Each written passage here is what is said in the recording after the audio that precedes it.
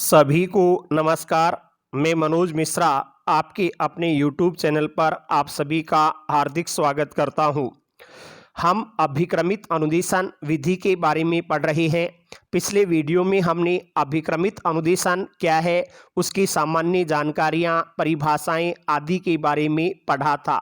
आज हम लेते हैं इस अभिक्रमित अनुदेशन विधि के भेदों के बारे में कि अभिक्रमित अनुदेशन के कितने भेद माने जाते हैं और उन सभी भेदों में क्या शिक्षण प्रक्रिया अपनाई जाती है। तो देखिए, सबसे पहले अभिक्रमित अनुदेशन के कितने भेद माने जाते हैं, तो इसके कुल 5 प्रकार के भेद निकल करके आते हैं। 5 भेद कौन कौन से होते हैं? सबसे पहला भेद इसका जो हम पढ़ते हैं उसे रेखीय अभिक्रमित अनुदेशन या बाह्य अभिक्रमित अनुदेशन के नाम से पुकारते हैं। इसके प्रतिपादक हैं B.F. स्किनर, जिन्होंने 1954 ईस्वी में इसका प्रतिपादन किया था। दूसरा आता है शाखीय, जिसको आंतरिक अभिक्रमित अनुदेशन भी कहा जाता है। इसके प्रतिपादक हैं नॉर्मन ए क्राउडर, जिन्होंने 1954 ईस्वी में स्किनर के साथ ही इसका प्रतिपादन किया था।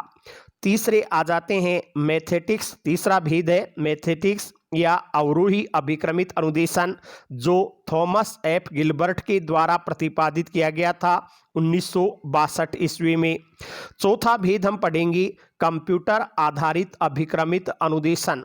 इसके प्रतिपादक हैं लॉरेंस एम स्टोलरो, जिन्होंने 1965 ईस्वी में डेनियल डेविस के साथ मिलकर के इसका प्रतिपादन किया था।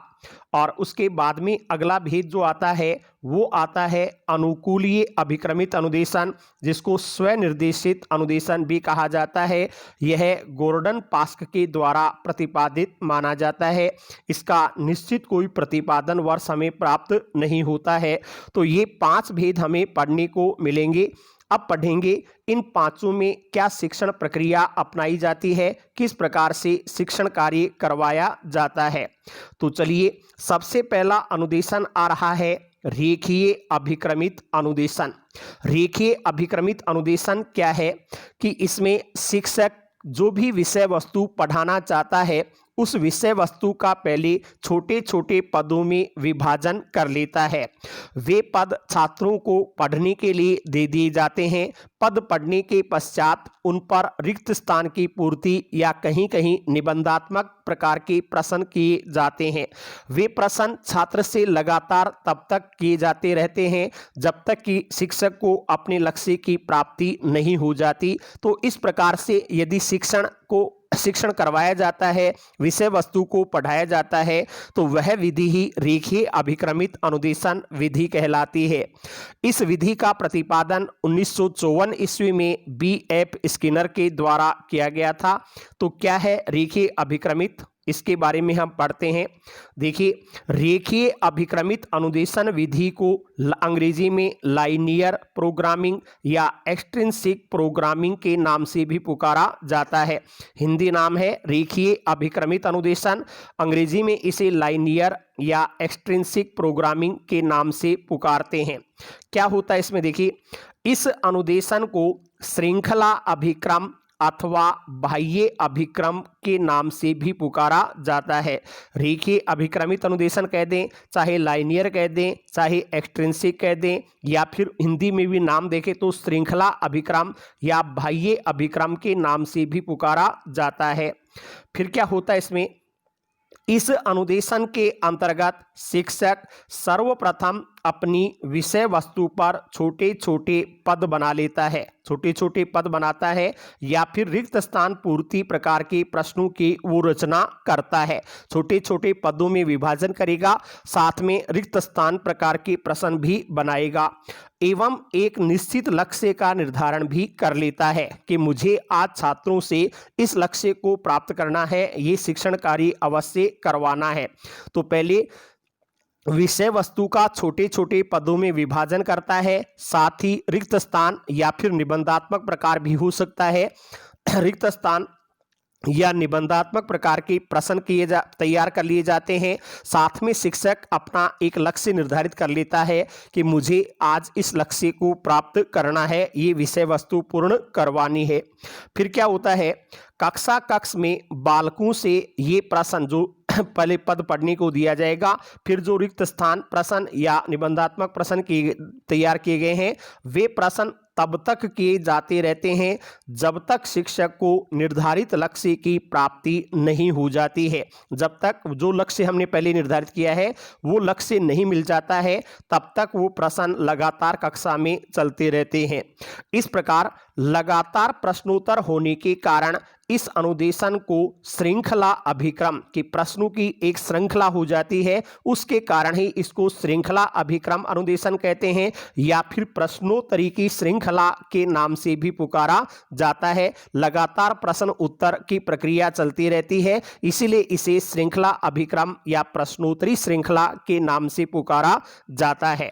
देखिए इसका प्रतिपादन कब हुआ था, तो इस अनुदेशन का प्रतिपादन 1954 ईस्वी में B.F. स्किनर के द्वारा क्रिया प्रसूत अनुबंधन सिद्धांत जो उन्होंने पहले 1938 ईस्वी में प्रतिपादित कर दिया था, क्रिया प्रसूत अनुबंधन सिद्धांत स्किनर का है। उसी सिद्धांत के आधार पर उसी को आधार में रखते हुए इन्होंने इस रेखीय अभिक्रमित अनुदेशन का प्रतिपादन किया था। इसमें उनके सहयोगकर्ता रहे हैं जेम्स ली हॉलैंड। जेम्स ली हॉलैंड का सहयोग लेकर के B.F. स्किनर ने 1954 ईस्वी में रेखीय अभिक्रमित अनुदेशन का प्रतिपादन किया था। इनका संबंध अमेरिका राष्ट्र से माना जाता है। फिर क्या होता है इसमें, रेखीय अभिक्रमित अनुदेशन में विषय वस्तु को छोटे छोटे पदों में विभक्त किया जाता है। इन पदों में निम्नलिखित 3 प्रकार के तत्व समाहित होते हैं। ये जो छोटे छोटे पद बनाए जाते हैं उन पदों में कभी पूछ लिया जाए रेखीय अभिक्रमित अनुदेशन के कितने पद माने जाते हैं, इन पदों के कितने तत्व माने जाते हैं, पद नहीं कितने तत्व माने जाते हैं, तो 3 तत्व निकल कर के आते हैं। पहला है उद्दीपन, पहला तत्व जो आता है उसे कहते हैं उद्दीपन। दूसरा अनुक्रिया, तीसरा पुनर्बलन या सही उत्तर भी जिसको कह सकते हैं। उद्दीपन का अंग्रेजी नाम है स्टिमुलस, अनुक्रिया को कहते हैं रेस्पॉन्स और पुनर्बलन रीइंफोर्समेंट या सही उत्तर बोलें तो आंसर नाम हो जाता है। उद्दीपन जो स्टिमुलस कहलाता है उसको एस लेकर के S1 नाम दे दिया, रेस्पॉन्स का R लिया गया है और रीइंफोर्समेंट या आंसर का A यहाँ लिया गया है। देखिए सबसे पहले शिक्षक है वो किसी पद को पढ़ने के लिए छात्रों से कहता है और सामने एक प्रश्न भी रखता है। तो पहला प्रश्न शिक्षक के द्वारा प्रस्तुत किया जाता है, उससे छात्रों के मन में कोई ना कोई सीखने की जिज्ञासा उत्पन्न हो जाती है, छात्र सीखने के लिए उद्दीप्त या प्रेरित होते हैं, वो तो हो गया उद्दीपन। तो शिक्षक के द्वारा पद प्रस्तुत करना और छात्र उसके लिए जिज्ञासा या सीखने की प्रेरणा प्राप्त होना छात्रों को, वो उद्दीपन है।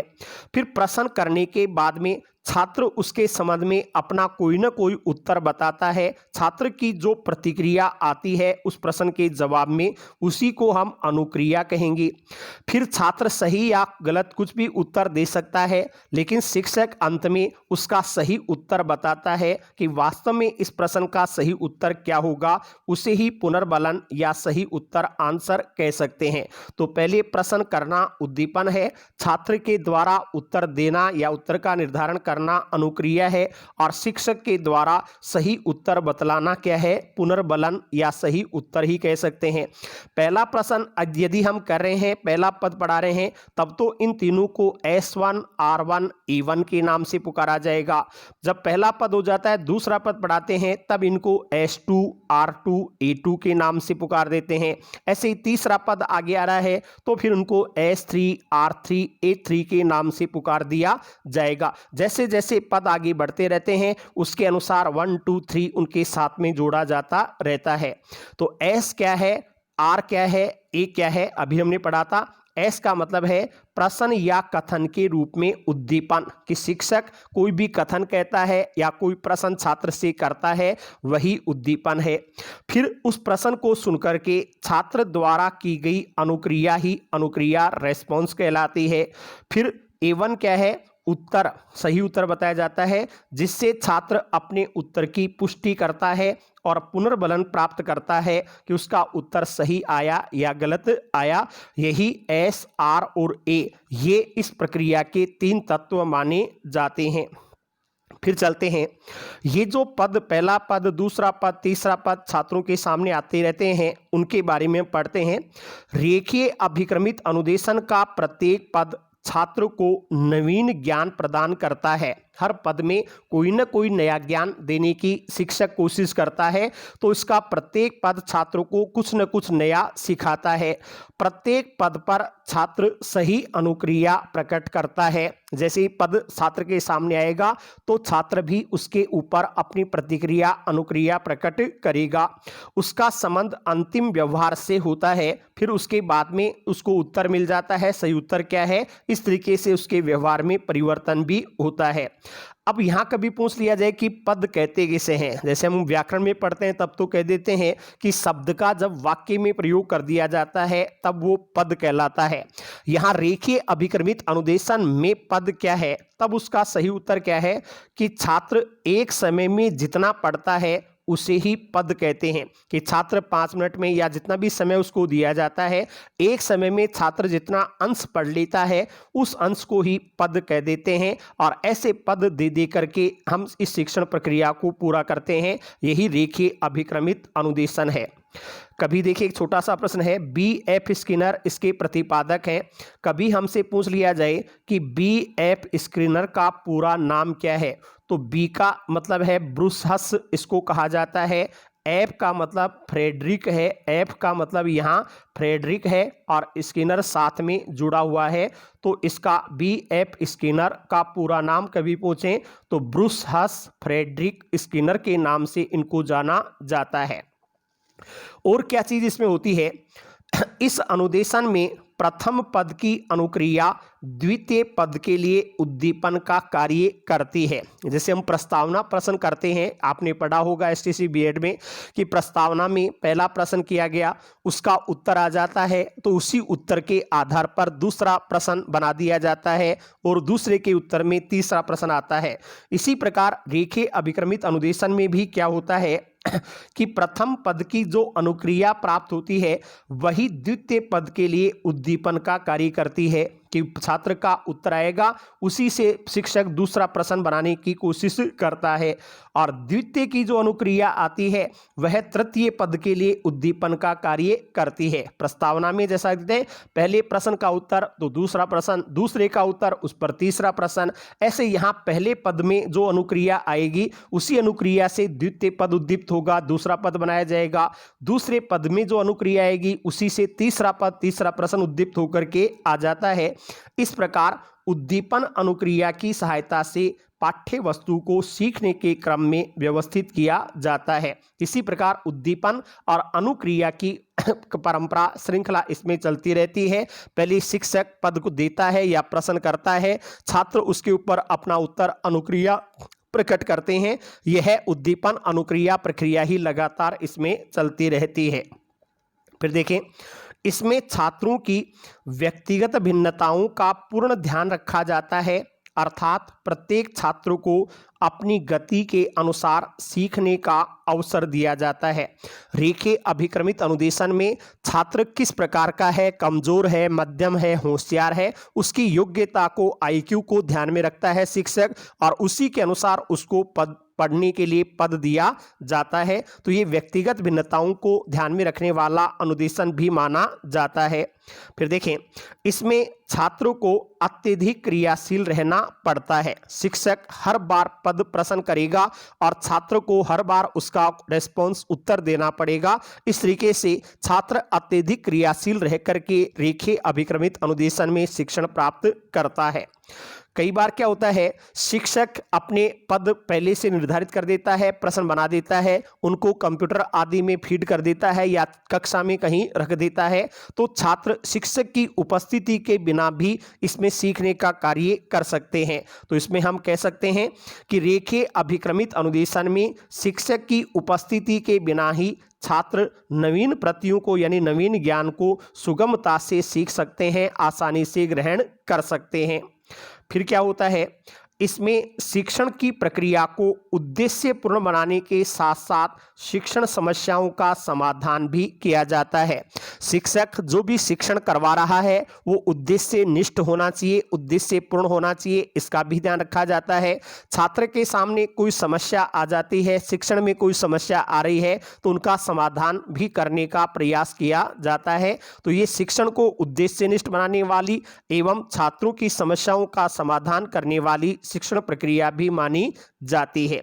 ये कुछ बातें इसमें हो गई कि रेखीय अभिक्रमित अनुदेशन में जो विषय वस्तु शिक्षक पढ़ा रहा है उसका पहले छोटे छोटे अंशों में, पदों में विभाजन कर लिया जाएगा, उस पर कुछ प्रश्न बना लिए जाएंगे, वे प्रश्न छात्रों से किए जाते हैं, छात्र उनका उत्तर देते हैं, उत्तर आने पर सही गलत आता है तो सही उत्तर भी बताया जाता है, और फिर अगला प्रश्न, फिर तीसरा, फिर चौथा, फिर पांचवा, ऐसे लगातार प्रश्न चलते रहते हैं। वही रेखीय अभिक्रमित अनुदेशन माना जाता है।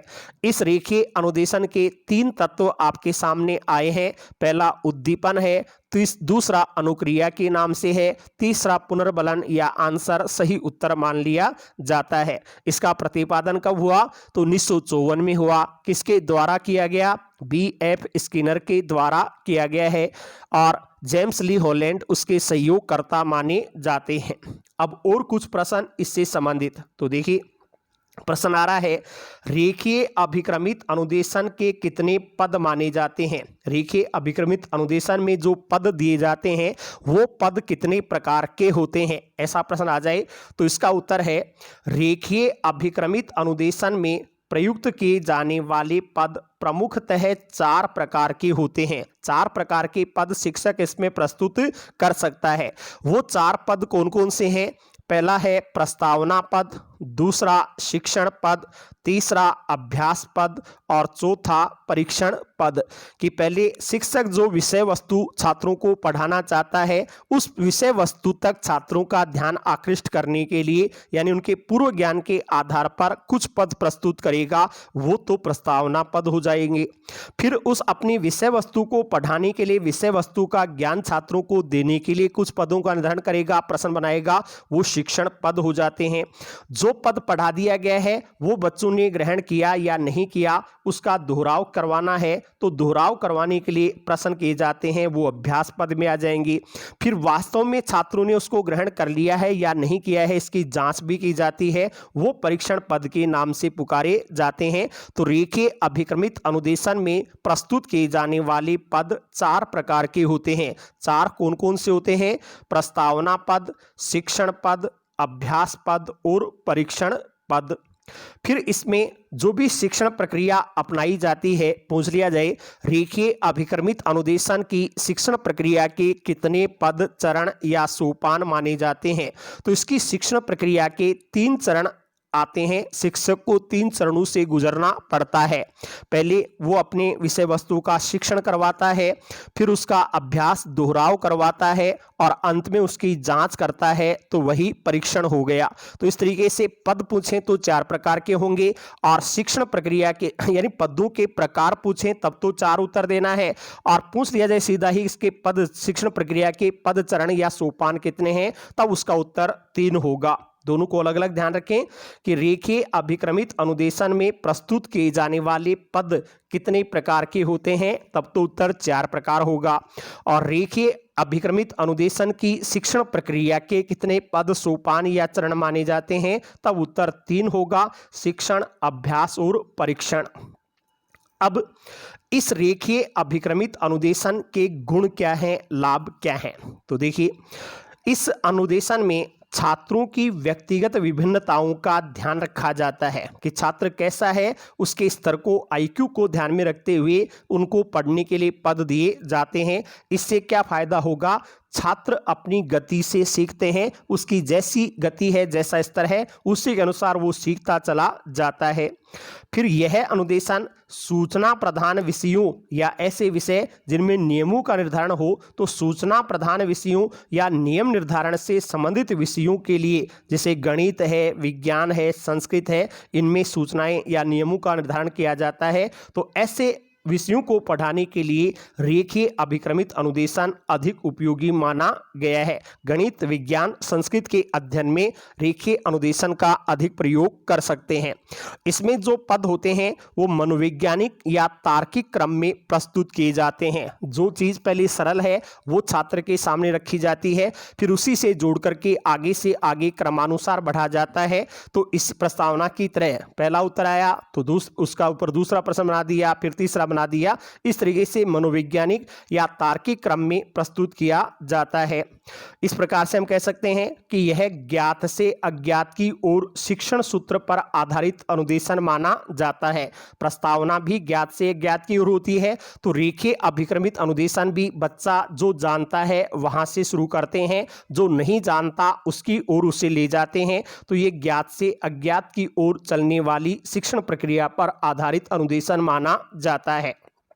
फिर चलें, रेखीय अभिक्रमित अनुदेशन में कमियां क्या रह गई हैं। तो इसमें हम कह सकते हैं इसमें शिक्षण कार्य सरलतम बिंदु से शुरू किया जाता है। जो सबसे सरल है वहां से शुरू करते हैं। इससे क्या होता है, जो होशियार या प्रतिभाशाली बालक हैं वो इसमें नीरसता महसूस कर सकते हैं, इसलिए उनके लिए ये उपयोगी नहीं, कमजोर बालकों के लिए ये उपयोगी माना जाता है।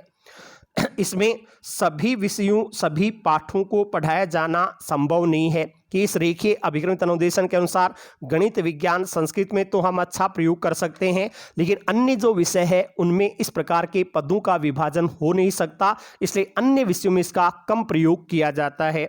और इसमें छात्रों द्वारा की गई गलत अनुक्रिया का स्पष्टीकरण नहीं किया जाता। शिक्षक कई बार नहीं रहता है, छात्र गलत सीख रहा है या गलत उत्तर दे रहा है तो उसका हाथों हाथ रेस्पॉन्स भी नहीं मिलता कि उसका स्पष्टीकरण नहीं होता, तो ये इसमें कुछ कमियां प्राप्त हो जाती हैं।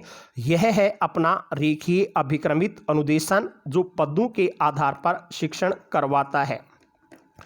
दूसरा अनुदेशन हम लेते हैं शाखीय अभिक्रमित अनुदेशन। देखिए इसमें क्या होता है, शाखीय अभिक्रमित अनुदेशन में भी छात्र को पढ़ने के लिए कुछ पद दे दिए जाते हैं। उसमें तो रेखीय में पहले एक पद दिया जाएगा, एक पद पढ़ने के बाद में उसके ऊपर प्रश्न किए जाएंगे, प्रश्नों के उत्तर आने पर फिर अगला पद आता है।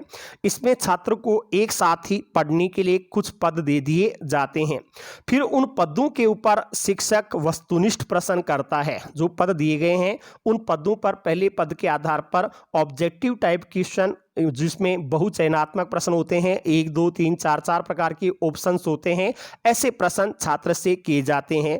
छात्र सही उत्तर दे देता है तो उसको अगला पद पढ़ने के लिए कह दिया जाता है। ये पहला पद पढ़ा, उसका सही उत्तर आ गया तो दूसरा पद पढ़ने के लिए कह दिया जाता है। इस प्रकार तीसरा, चौथा, पांचवा आगे से आगे वो पदों के ऊपर बढ़ता रहता है, अपनी गति के अनुसार इसमें भी सीखता है। इसमें क्या होता है कि जो होशियार छात्र होते हैं वो तो जल्दी जल्दी आगे से आगे पदों पर बढ़ते रहते हैं, और जो कमजोर छात्र होते हैं वो एक ही पद पर बहुत अधिक समय लगा देते हैं। इससे कक्षा में छात्रों की अनेक शाखाएं बन जाती हैं। होशियार बालक है वो लगभग 10वें पद पर पहुंच गया है, मध्यम श्रेणी वाले बालक 6ठे 7वें पद पर हैं, तो कमजोर बालक पहले दूसरे पद पर ही चलते रहते हैं। ऐसे एक ही कक्षा में छात्रों की कई शाखाएं बन जाती हैं। उन शाखाओं के कारण ही इसका नाम शाखीय अभिक्रमित अनुदेशन रखा गया है। इस अनुदेशन का प्रतिपादन 1954 ईस्वी में ही नॉर्मन ए क्राउडर जो एक इंजीनियर थे उन्होंने इसका प्रतिपादन किया था। ये नॉर्मन ए क्राउडर लड़ाकू विमानों की खराबी में सुधार किया करते थे। कोई भी लड़ाकू विमान खराब हो जाता था तो उसको ये सुधारते थे। सुधारते समय कुछ मजदूर भी इनके पास में रहते थे। अब इनके पास कुछ काम अधिक आने लगा, अकेले ये काम में ज़्यादा समय दे नहीं सकते थे, तो उन्होंने क्या किया, अपने मजदूरों को काम सिखाना शुरू कर दिया। जो मजदूर एक काम को सीख जाता था उसे फिर दूसरा काम सिखाया जाता था, और दूसरा सीखने के बाद में तीसरा काम सिखा दिया जाता था। और जो मजदूर पहले काम को ही नहीं सीख पाता था तो उसे पहला काम ही बार बार सीखने के लिए कहा जाता था। उसी प्रक्रिया का शिक्षण में भी प्रयोग आगे किया जाने लगा, और वह अनुदेशन ही शाखीय अभिक्रमित अनुदेशन के नाम से पुकारा गया। तो देखिए क्या है, इस अनुदेशन के अंतर्गत बालकों को पढ़ने के लिए कोई पद यानी संपूर्ण पाठ भी एक साथ दे दिया जाता है, कोई पद या पूरा का पूरा पाठ दे दिया जाता है एवं उसे सीखने के लिए एक निश्चित समय भी दे दिया जाता है कि तुम्हें 30 मिनट में, 40 मिनट में, 1 घंटे में इस पद को, इस पाठ को तैयार करना है। जब समय समाप्त हो जाता है तो निश्चित समय समाप्ति के बाद बालकों से बहुविकल्पी प्रश्न किए जाते हैं। बहुविकल्पी, बहुचयनात्मक प्रश्न, 4-4 ऑप्शन वाली जो प्रश्न होते हैं वे किए जाते हैं। जो बालक इन प्रश्नों के सही सही उत्तर दे देते हैं उनको तो अगला पद पढ़ने के लिए दे दिया जाता है, और जो बालक सही उत्तर नहीं दे पाते हैं उन्हें पुनः वही पद पढ़ना पड़ता है। जो उत्तर दे देगा उसके पास अगला पद आ जाएगा, जो उत्तर नहीं दे पाएगा उसे पुनः उसी पद को पढ़ना पड़ेगा। इससे क्या होगा, इस प्रकार एक ही कक्षा में छात्रों की अनेक शाखाएं बन जाती हैं। एक ही कक्षा है, उसमें छात्रों के अनेक समूह है, अनेक शाखाएं बन जाती हैं, जिसके कारण ही इसे शाखीय अभिक्रमित अनुदेशन कहा जाता है। इसी शाखीय अभिक्रमित अनुदेशन को आंतरिक अभिक्रम के नाम से, आभ्यंतर अभिक्रम या अनुदेशन के नाम से, अथवा इसे बहुरूपीय अनुदेशन के नाम से भी पुकारा जाता है। शाखीय अभिक्रमित अनुदेशन के ही अन्य नाम है आंतरिक अभिक्रमित अनुदेशन, अभ्यंतर अभिक्रमित अनुदेशन या बहुरूपीय अभिक्रमित अनुदेशन के नाम से भी इसको पुकारा जाता है। ये कैसे इसमें प्रक्रिया कार्य करती है, इसकी अवधारणा क्या है, तो देखिए शाखीय अभिक्रमित अनुदेशन की प्रमुख अवधारणा यह है कि गलत अनुक्रियाएं अधिगम में बाधक नहीं होती हैं। इसमें मुख्य ये किस अवधारणा पर कार्य करता है कि मान लीजिए छात्र ने कोई गलत उत्तर दे दिया, शिक्षक ने प्रश्न किया, छात्र ने गलत उत्तर दे दिया, तो वो ऐसा नहीं कि शिक्षण में बाधा पहुंचा रही है। उसी गलत प्रक्रिया को शिक्षण सकारात्मक रूप में लेता है और वो सोचता है कि ये छात्र गलत उत्तर क्यों दे रहा है, इसका कारण क्या है, उस कारण की जड़ तक शिक्षक चला जाता है। तो इस तरीके से उसका बालक की कमजोरी का इसमें निदान हो जाता है, खोज हो जाता है, और निदान खोज होने के बाद में उसका उपचार किया जाता है, उसकी कमजोरी को दूर किया जाता है। तो हम ये कह सकते हैं कि शाखीय अभिक्रमित अनुदेशन की अवधारणा क्या है, तो इसकी अवधारणा यह है कि गलत अनुक्रियाएं अधिगम में बाधक नहीं होती हैं, अपितु निदान में सहायक होती है। छात्र गलत उत्तर दे रहा है तो वो शिक्षण में बाधा नहीं पहुंचा रहा, अपितु निदान करने के लिए हमें अवसर देता है कि ये छात्र गलत क्यों कर रहा है। यदि छात्रों को अध्ययन के साथ निदान के लिए उपचारात्मक अनुदेशन प्रदान किया जाए तो वे अधिक सीखते हैं। इसमें छात्र क्यों गलती कर रहा है उसके कारणों की खोज की जाती है, वो खोज ही निदान हो गया। फिर कारण का पता लग जाने के बाद में उसकी कमजोरी को या उसका जो कारण निकला है उसको दूर करने का प्रयास किया जाता है, वो उपचारात्मक अनुदेशन हो जाता है। तो ये निदान और उपचार के आधार पर कार्य करने वाला अनुदेशन है। फिर इसमें और क्या विशेषताएं इस अनुदेशन में हमें पढ़ने को मिलती हैं, तो देखिए शाखीय अभिक्रमित अनुदेशन में विषय वस्तु या पाठ्य वस्तु को छोटे छोटे पदों में न रखकर संपूर्ण पाठ या इकाई या प्रत्यय के रूप में प्रस्तुत किया जाता है। रेखे में तो छोटे छोटे पद उनको दिए जाते हैं और इनको पूरा का पूरा पाठ या अनेक पद एक साथ दे दिए जाते हैं। पदों का आकार भी छोटा नहीं होता, आकार भी बड़े बड़े आकार में पद छात्र को दिए जाते हैं। छात्रों को एक समय में संपूर्ण पाठ, इकाई या प्रत्यय की व्याख्या का अध्ययन करके उसे समझना पड़ता है। पूरा का पूरा पाठ छात्र एक साथ पढ़ेगा, पढ़ करके उसको समझने की कोशिश करेगा। पाठ कह दो, चाहे इकाई कह दो, चाहे प्रत्यय कह दो, एक ही बात है। पूरा का पूरा पद वो एक साथ पढ़ेगा, पढ़ करके उसको समझने का प्रयास करेगा। इसमें अध्ययन के समय पृष्ठों का क्रमबद्ध रूप में अनुसरण नहीं किया जाता है कि छात्र जिस विषय वस्तु को पढ़ रहा है तो जरूरी नहीं कि वो हर पृष्ठ को क्रम के अनुसार ही पढ़े। अलग अलग क्रम में भी छात्र के सामने पुस्तक प्रस्तुत की जा सकती है, अलग अलग क्रम में पद इसमें दिए भी जाते हैं। ये जो अलग अलग क्रम में पद दिए जाते हैं उस प्रकार की जो पुस्तकें होती हैं उन पुस्तकों को इस विधि में क्या कहते हैं, तो उसका उत्तर है कि इस प्रकार की जो अलग अलग क्रम वाली पृष्ठों वाली पुस्तकें हैं हैं उनको उत्कृष्ट पाठ्य पुस्तक या स्क्रैम्बल्ड टेक्स्ट बुक के नाम से पुकारा जाता है। ये जो अलग अलग क्रम में उनको दे दिया जाएगा और फिर छात्र उसको पढ़ेगा, याद करेगा, समझेगा। तो इस प्रकार की पाठ्य पुस्तकें हैं, उनका नाम है उत्कृष्ट पाठ्य पुस्तक स्क्रैम्बल्ड टेक्स्ट बुक। कभी ये प्रश्न सीधा भी आ जाए कि उत्कृष्ट पाठ्य पुस्तक का संबंध किस अनुदेशन से माना जाता है, तो उसका उत्तर है शाखीय अभिक्रमित अनुदेशन। ये क्या होती है कि इस प्रकार की जो पाठ्य पुस्तकें हैं, उत्कृष्ट पाठ्य पुस्तकें स्क्रैम्बल्ड टेक्स्ट बुक, इनमें दो प्रकार के पृष्ठ होते हैं। दो प्रकार के पृष्ठ होते हैं। वो दो पृष्ठ कौन से होते हैं? एक का नाम है गृह पृष्ठ, एक त्रुटि पृष्ठ, होम पेज और रोंग पेज। होम पेज गृह पृष्ठ कहा जाता है, रोंग पेज त्रुटि पृष्ठ कहा जाता है। दोनों में क्या होता है तो देखिए, गृह पृष्ठ में तो क्या है, इस पृष्ठ का कार्य शिक्षण करना होता है, पढ़ना होता है। इस पृष्ठ पर नवीन पाठ इकाई या प्रत्यय जो भी है उसकी व्याख्या की जाती है। जो गृह पृष्ठ होम पेज है उस पर शिक्षक जो भी नई विषय वस्तु पढ़ाना चाहता है उसकी व्याख्या प्रस्तुत कर देता है। छात्र उसको पढ़ करके अधिगम करते हैं, सीखते हैं। व्याख्या के अंत में ही बहुविकल्पात्मक प्रश्न दिए जाते हैं। जो व्याख्या हो जाती है उसी के अंत में बहुविकल्पी प्रश्न शिक्षक बना करके दे देता है। इसका उद्देश्य प्रश्न करना नहीं होता। वो प्रश्न क्यों दिए जाते हैं? तो प्रश्न करने के लिए नहीं होते, अपितु निदान करना प्रमुख उद्देश्य होता है कि छात्र उसका उत्तर दे पा रहा है या नहीं दे पा रहा। नहीं दे पा रहा तो उसका कारण क्या है, उस कारणों की खोज तक शिक्षक जाता है। तो निदान करना मुख्य उद्देश्य होता है। जब छात्र गलत अनुक्रिया करता है तो उसकी कमजोरियों का पता चलता है कि वास्तव में वो गलत क्यों कर रहा है। तो ये निदान का एक मुख्य साधन गृह पृष्ठ माना जाता है। फिर त्रुटि पृष्ठ क्या होता है तो इसमें देखें, त्रुटि पृष्ठ छात्रों को शैक्षिक निर्देशन प्रदान करता है। इस पर छात्र को कोई नवीन सूचना नहीं दे करके उसे सुधारात्मक एवं उपचारात्मक अनुदेशन दिए जाते हैं। त्रुटि पृष्ठ में ये लिख दिया जाता है कि छात्र ने इस प्रकार की त्रुटि की है और उस त्रुटि का क्या समाधान होगा, वो समाधान, कारण आदि सभी चीज़ें उसके ऊपर लिख दी जाती हैं। फिर उसके अनुसार छात्र अगले पद पर ध्यान रखते हुए शिक्षण कार्य करता है। तो ये उत्कृष्ट बुक किस अनुदेशन में होगी? तो उत्कृष्ट पाठ्य पुस्तक का प्रयोग शाखीय अभिक्रमित अनुदेशन में किया जाता है।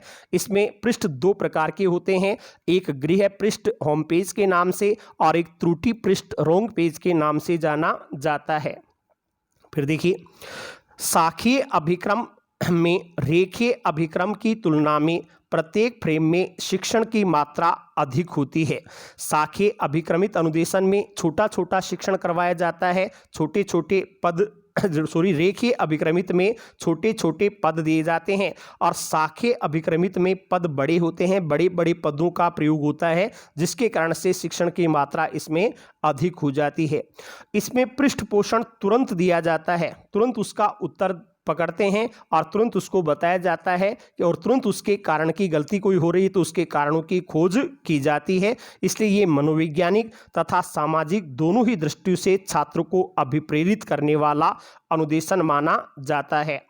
दूसरी बात हम कह सकते हैं, रेखीय अभिक्रमित अनुदेशन प्राथमिक स्तर या माध्यमिक स्तर के लिए उपयोगी माना जाता है, जबकि शाखीय अभिक्रमित अनुदेशन है वो उच्च स्तर के छात्रों के लिए अधिक उपयोगी माना जाता है। अब इसका प्रतिपादन कब किया गया था तो देखिए, इस अनुदेशन का प्रतिपादन 1954 ईस्वी में ही एक इंजीनियर थे, अमेरिका के इंजीनियर, जिनका नाम है नॉर्मन ए क्राउडर। नॉर्मन ए क्राउडर के द्वारा है वो लड़ाकू विमानों की खराबी में सुधार करने के लिए अपने मजदूरों को प्रशिक्षित करने हेतु इसका प्रयोग किया गया था। नॉर्मन ए क्राउडर इंजीनियर हैं, उन्होंने लड़ाकू विमानों की खराबी में सुधार करने के लिए मजदूरों को प्रशिक्षित करने के लिए इसका प्रयोग शुरू किया था। बाद में शिक्षा के क्षेत्र में इसका प्रयोग किया जाने लगा। अब जो दो अनुदेशन हमने पढ़े हैं, एक रेखीय अभिक्रमित अनुदेशन और एक शाखीय अभिक्रमित अनुदेशन, इन दोनों में तुलनात्मक दृष्टि से क्या अंतर होते हैं, कैसे अपन दोनों में बातें एक सी आ रही थी लेकिन सही सही अंतर क्या हो सकता है उसको देखें। तो कुछ बातें हमने 3 कॉलम में ली है। पहले में विवरण, दूसरे में रेखीय अभिक्रमित अनुदेशन में क्या होगा और फिर शाखीय अभिक्रमित अनुदेशन में क्या होगा इसका विवरण लिखा गया है। जैसे प्रतिपादक या जनक, तो रेखीय अभिक्रमित अनुदेशन के प्रतिपादक तो कौन है, B.F. स्किनर और जेम्स ली हॉलैंड सहयोगकर्ता माने जाते हैं। और शाखीय के पूछें तो नॉर्मन ए क्राउडर शाखीय अभिक्रमित अनुदेशन के प्रतिपादक माने जाते हैं।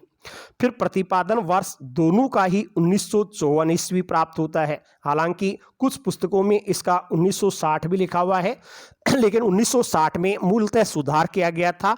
मूल प्रतिपादन 1954 ईस्वी में दोनों का हुआ। फिर प्रश्न किए जाते हैं दोनों में ही। रेखीय अभिक्रमित अनुदेशन में प्रश्न किस प्रकार के होंगे, तो रिक्त स्थान की पूर्ति वाले प्रश्न होते हैं या निबंधात्मक प्रश्न भी हो सकते हैं। और शाखीय अभिक्रमित अनुदेशन में प्रश्न वस्तुनिष्ठ प्रकार के बहुचयनात्मक प्रश्न किए जाते हैं, जिनमें 4-4 उत्तर होते हैं। ऐसे बहुचयनात्मक प्रश्न वस्तुनिष्ठ प्रश्न किए जाएंगे। अनुक्रिया क्या है, तो अनुक्रिया के आधार पर कहते हैं कि रेखीय में बाह्य अनुक्रिया होती है, इसलिए इसको बाह्य अभिक्रमित अनुदेशन भी कहते हैं। उसमें मूलतः बाहर बच्चे की क्या गलती हो रही है, बच्चा सामान्य क्या गलतियां कर रहा है, उसी पर ध्यान दिया जाता है। और शाखीय में आंतरिक अनुक्रिया पर ध्यान दिया जाता है कि बच्चा गलती कर रहा है तो क्यों कर रहा है, उसका कारण क्या है, उसकी तह तक पूछा जाता है। फिर पदों का आकार, रेखीय में पद छोटे छोटे होते हैं और शाखीय में पद हैं वो बड़े बड़े काम में लिए जाते हैं। पदों की संख्या, रेखीय अभिक्रमित में तो कई पद सामने दे दिए जाते हैं, पदों की संख्या बहुत अधिक होती है, जबकि शाखीय में पदों की संख्या कम ही रखी जाती है। किसके लिए उपयोगी है ये, तो रेखीय अभिक्रमित अनुदेशन तो कमजोर या मंदबुद्धि बालक, क्योंकि सरल से शुरू किया जाता है, सरलतम से सरलतम अंश से शुरू करते हैं फिर कठिन की ओर बढ़ते हैं, तो वो कमजोर बालक मंदबुद्धि बालकों के लिए उपयोगी है। और शाखीय अभिक्रमित अनुदेशन है वो प्रतिभाशाली बालकों के लिए उपयोगी माना जाता है, क्योंकि इसमें पूरी विषय वस्तु को एक साथ पढ़ना पड़ता है। फिर किस स्तर पर उपयोगी है, तो रेखीय अभिक्रमित अनुदेशन माध्यमिक स्तर पर उपयोगी माना जाता है और शाखीय उच्च स्तर पर उपयोगी माना जाता है। फिर दोष क्या इसमें हो सकते हैं, तो रेखीय अभिक्रमित में नकल करने की प्रवृत्ति का विकास होता है। शिक्षक सामने नहीं रहता तो छात्र कई बार नकल कर करके ही आगे बढ़ सकते हैं। और जबकि शाखीय में क्या है, सही उत्तर की ओर संकेत दे दिया जाता है। ये भी इसका एक दोष है कि सही उत्तर निकालने के लिए कि ये तो नहीं हो सकता, इसके ऊपर चर्चा करो, ये नहीं हो सकता, इस पर चर्चा करो, तो ऐसे कुछ संकेत बिंदु दे दिए जाते हैं जो इसका एक दोष माना जाता है। इस तरीके से दोनों अनुदेशन में हम तुलनात्मक अंतर भी कर सकते हैं। ये 2 अनुदेशन आज हमने पढ़े हैं, शेष अगले वीडियो में पढ़ेंगे। धन्यवाद।